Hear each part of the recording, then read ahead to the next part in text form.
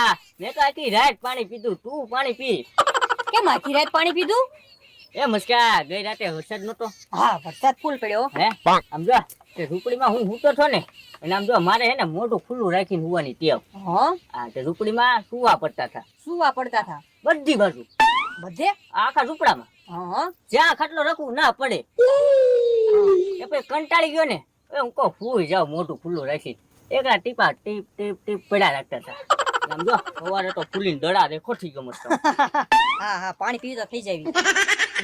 પણ લાલુ બાબા, હવે એટલો બધો ક્યાં વરસાદ પડ્યો? હું તમે તે હે મસ્કા, ડેમ છલકાઈ ગયો, નંદીયું છલકાઈ ગઈ, બધું છલકાઈ ગયું. હું વાત કરો? તો આટલો વરસાદ પડ્યો.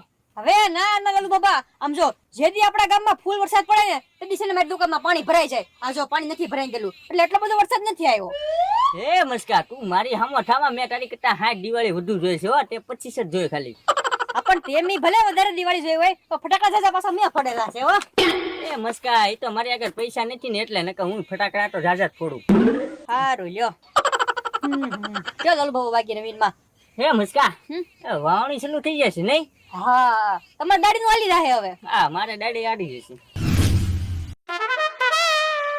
હજી આઈને બેઠો સાતોય નથી. આ જાય ને તો મારે સમોસા ખાવા જવું છે ચોમાસાના. તો આને હારી લઈ જાય તો 4-5 સમોસા ખાઈ જાય છે. ખોટું મારે નુકસાન આવે છે. આ ક્યાંક આખો પાસો વહી જાય ને તો સમોસા ખાઈ આવું. દગા શેઠ આવીને ઉભા રહી ગયા. નકર હમણાં લોટ લાવીને ભૈજા બનાવીને ખાત. તો હું ભૈજા બનાવીશ ને તો મફતના 2 મોઢે ખાહે.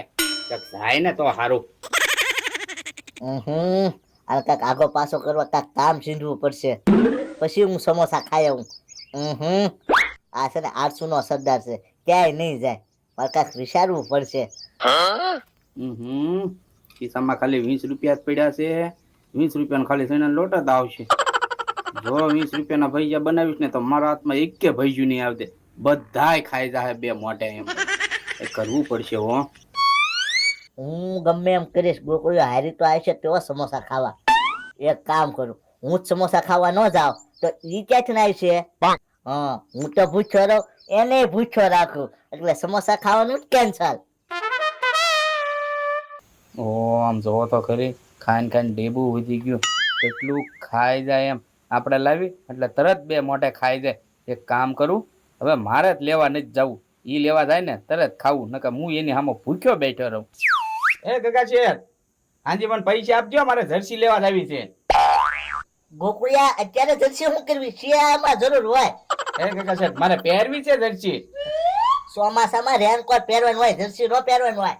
એ ગગા છે, રેનકોટ મારે નથી પહેરવો હો. ઈ તો હું બોસલો ઓડી જાય. આમ જોવો, મારો મગજ છે ને 4 મહિના અગાઉ હાલે. કેમ? હે ગગા છે, અત્યારે હું જર્સી પહેરું કે નહીં તો પછી શાળામાં ન પહેરવી પડે. બધા પહેરી રખડતા હોય. ઈ વાતે હશે હો ગોકળિયા. એટલે 4 મહિના અગાઉ પહેરી લેવાની. 6 માસમાં જર્સી પહેરી લેવાની. શરીર ગરમ થઈ જાય પછી છે ને શાળામાં ઠંડી જ ન હોય. ઈ વાત હશે હો ગોકળિયા તારી. હા તે આપો પૈસા. એ ગોકળિયા, 2 રાતે જાય જર્સી લેવા, હું જર્સી લઈ લે. હા તો કાંઈ વાંધો નહીં. તમે જર્સી અત્યારે પહેરી લો 4 મહિના 6 માસ બરોબર. પછી છે ને શાળામાં કઈ પહેરવાનું જ નહીં. ગોકળિયા, તમારે એક કામ છે ને પતાવતા હો. લે, મેં કઈ ખાવાનું ન સાંભળ્યું કેવા ભાગ્યા. કઈ ખાવા જાતા લાગે. જાવારી જાવા દે ને હવે. એ મસ્કા, હા લાલુ બાબા. આપણા ગામમાં ટ્રેક્ટર ઉડી ગયા અને બળજા ઓછા થઈ ગયા ક્યાં? હા, ઈ વાત હશે લાલુ બાબા તમારી હો. પણ ટ્રેક્ટર કરતા બળજાનું કામ સારું હો મસ્કા. હા, ખેતી હારી થાય. એ મસ્કા, તમારું ઓલે કેટલા બળજા હે? કેટલા? હું 3. હે મસ્કા, મને ખબર છે ત્યાં લગીમાં તમારું ઓલે 2 જ બળજા હે, તો ત્રીજો બળજો ક્યાંથી લાવ્યો? હે લાલુ બાબા, ત્રીજો બળદો હું પોતે. કેમ તું પોતે? હવે મારા બાપા મને વારા ઘડીએ કહેતા હોય, તું તો હાવ બળદા જેવો છો, હાવ બળદા જેવો છો એમ. એટલે હું બળદો ત્રીજો. હે એ મસ્કા, હાલો ડેમ જોવા જઈએ. ડેમમાં બહુ પાણી આવ્યું છે.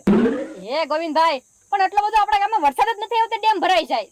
પણ આપણા ગામમાં વરસાદ નથી આવ્યો, ઉપરના ગામમાં બહુ વરસાદ આવ્યો છે ને એ પાણી ડેમમાં ભરાણું છે. બધા એવી વાતો કરે છે. એવી વાતો કરે? એ મારે કઈ જોર નથી આવવું અને એટલું બધું પાણી આવ્યું બરોબર, તે આપણા ગામમાં ભેગું થાય છે. વાંધો નહીં, ઉડાળામાં આપણે મને નાવા કામ લાગશે. ભાગો, ડેમ તૂટો, ગામ ખાલી કરો, ભાગો ભાગો, ડેમ તૂટો, ભાગો. જો મસ્કા, મેં તને કીધું તું ને પાણી આવ્યું છે. હા એટલે લાલુ બાપા એ ડેમ તૂટી ગયો છે ઓવરફ્લો થઈ ગયો હોય ને એટલે હાલ હાલ મુસ્કા જલ્દી આપણે ગામ મૂકીને ભાગી જવી જલ્દી. એ ના ના મારે કઈ ગામ મૂકીને જ જવું મને તો તરતા આવડે છે હું તો તરીશ હે મસ્કા તને ટચતા આવડે આ તારા નિર્દોષ પડીકાને ક્યાં ટચતા આવડે ઈ બુડબુડિયા બોલાવશે તો ઈ વાત છે હો બચારા આનો જીવ વયો જશે હલો લાલુ બાપા તો ભરીને ભાગવી ગામ મૂકીને હા તું ભરી ના વાળ હું મારી ચકડી લઈને આવું જલ્દી. હવે છોકરીએ ભેગા થઈ હાલો હાલો બોલ. હાલો ભરવા દે નકર મારા પડીકાનો જીવ જાહે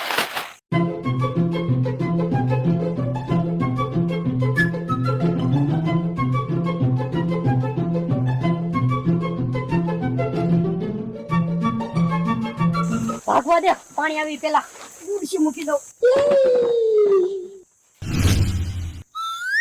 ખોટું ભૂખ્યું રહેવાય ગયું. કીધું હોત તો ગગા શેઠ ને 200 રૂપિયા આપો ભૈજા લઈ આવીને ખાત તો ખરા. ઈ ક્યાંક ખાતા હશે બેઠા બેઠા. હું અહીંયા ભૂખ્યો રહ્યો.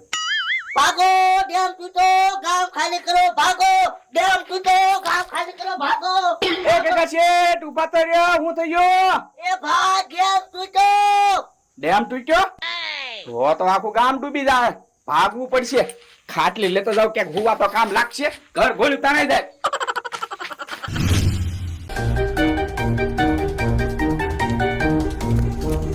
હે લાલુ બાપા આ ડેમ તૂટ્યો તો પાણી કઈ બાજુથી આવવાનું છે હે મસ્કા એ તો મને નથી ખબર કયો ડેમ તૂટ્યો ઈ.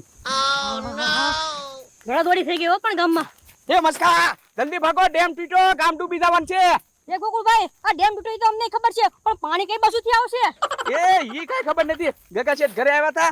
ડેમ તૂટ્યો. બે તો જા ખાટલો લઈ લીધો. ક્યાંક હુવા તો કામ લાગશે. ગોકુળભાઈ મેં તો જો થોડી કા લઈ લીધા બધા ખાવા કામ લાગશે ભાગો ડેમ તૂટો ભાગો એ ગગા શેઠ અહીં આવો પેલા. ડેમ ઉપર વાળો તૂટ્યો કે નીચે વાળો તૂટ્યો? એલા ઓલો ડેમ તૂટો હાલો જોવા જાવી એ ઓલો ડેમ તૂટ્યો જ મસ્કા આખું ગામ તણાઈ જાહે. આપણે દરિયામાં વયા જાવ તણાઈ. એની કરતા હલો આમ ભાગવી. એ આમ નથી ભાગવું હાલો પેલા ડેમ જોવા જઈ પછી આમ ભાગજે હા તો ગોકુળભાઈ પેલા ડેમ જ જોવા જાવી હે હાલો હાલો જોઈ આવી તો.